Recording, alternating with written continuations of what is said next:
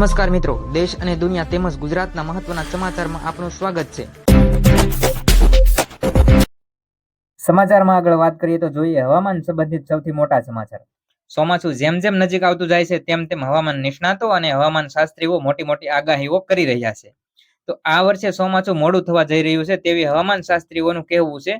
તો એવા હવામાન નિષ્ણાત આંબાલાલ પટેલ છે, તેઓ દર વખતે વરસાદને લઈને મોટી મોટી આગાહી કરતા હોય છે। તો આ વર્ષના ચોમાસાને લઈને પણ તેમની આગાહી સામે આવી છે।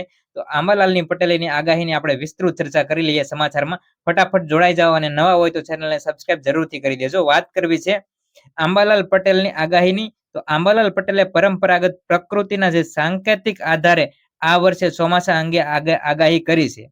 ચોમાસા અંગે અભિપ્રાય વ્યક્ત કર્યા તેમણે કહ્યું કે સામાન્ય રીતે ચોમાસાના આગમન પૂર્વે પક્ષીઓની હલચલ, તેમના અવાજો અને આકાશમાં કેટલીક કુદરતી ગતિવિધિઓ જોવા મળી હતી। આ ગતિવિધિઓને આધારે તેઓ આગાહી કરતા હોય છે।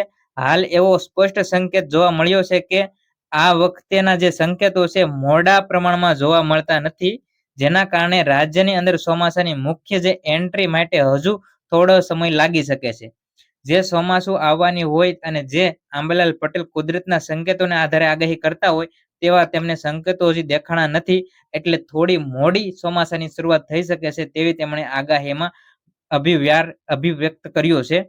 ત્યારબાદ વાત કરવામાં આવે તો તેમણે વધુમાં જણાવ્યું હતું કે અરબ સાગરની અંદર બંગાળના જે ઉપસાગરમાં સર્જાતી હવામાન પ્રણાલીઓ છે જે ચોમાસાની ગતિ પર અસર કરે છે અને આગામી દિવસોમાં બંગાળના ઉપસાગરમાં લો પ્રેશર વિસ્તાર બનવાની સંભાવના છે, જેના કારણે વરસાદી પ્રવૃત્તિઓમાં ફેરફાર જોવા મળી શકે છે।